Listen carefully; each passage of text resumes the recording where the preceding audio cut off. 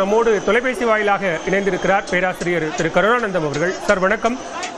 நேபாளத்தில் பிரதமரினுடைய ஊழல் குற்றச்சாட்டை கண்டித்து நடைபெற்ற போராட்டம் மிகப்பெரிய வன்முறையாக வெடித்திருக்கிறது. சமூக வலைதளங்களுக்கெல்லாம் தடை விதிக்கப்பட்டிருக்கிறது. இந்த சூழலை எப்படி பார்க்கிறீங்க?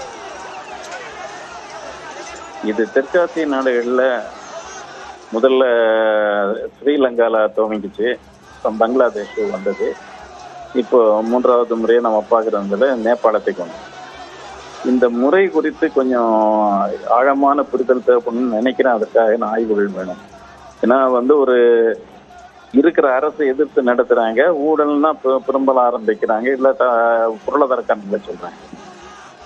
ஆனா அரசாங்கத்துல இராணுவம் அரசனுடைய கட்டுப்பாட்டுல பெரும்பாலும் இருக்கிறது இல்லை, தலைமை போயிடும். இது அரசுல இது ஜனநாயக முறைப்படியான ஒரு நடைமுறைகள் இல்லை. ஒரு மாபோக்ரசி மாதிரியே ஒரு கூட்டத்தை கூட்டி ஒரு அரசை கலைக்கிறதுங்கிறது ஏறக்குறைய முசோலினி காலத்துல இத்தாலியில் நடந்தபடி இருக்கு. நாம அந்த அரசாங்கத்துல மக்களுக்கு குறைகள் இருக்கு, உரிமைகள் பறிக்கப்படுது, இதுல எல்லாம் நமக்கு அக்கறை இருக்கு, அதை பத்தி இல்லை. ஆனா இந்த ஒரு நாள் கூத்து மூலமாவே அரசாங்கம் மாற்றப்படும் என்றால் அப்படின்னா அதற்கு பின்னால வேற சதிகள் இருக்கலாம்னு நினைக்கப்படும்.